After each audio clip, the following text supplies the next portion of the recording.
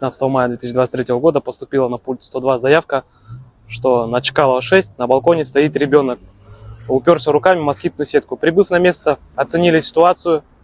На место прибыл участковый инспектор полиции Казбаев Илья, старший лейтенант полиции. Поднялся на второй этаж. Открыли дверь, там бабушка была. Она сказала, что через ее балкон можно будет подняться. Я пришел, зашли в квартиру с Ильясом, вышли на балкон, начал подниматься. Скарабкался, держался. Было тяжело. Залез на балкон, убрал москитную сетку, залез на балкон. Там была девочка 3 лет. Все с ней хорошо, дождались маму. Мама пришла, открыла дверь. Все, и там пришли уже все соответствующие органы. Инспектор по делам несовершеннолетних. А когда уже залез, уже об этом не думал, что упаду. Бывают такие моменты, когда на пульт 102 падают заявки, угрожают жизни, здоровью граждан наших. Мы выезжаем на такие вызова каждый день. Я не скажу, что это подвиг какой-то, это наша работа. В социальных сетях в комментарии пишут герой. Я не считаю себя героем, это моя работа.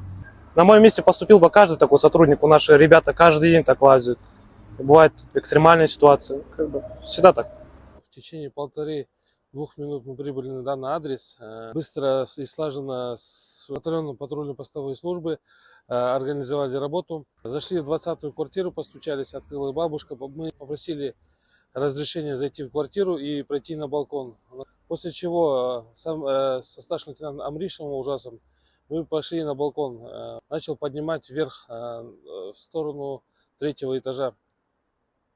После чего, когда поднимал его, старший лейтенант Амришев в какой-то момент он чуть-чуть сорвался.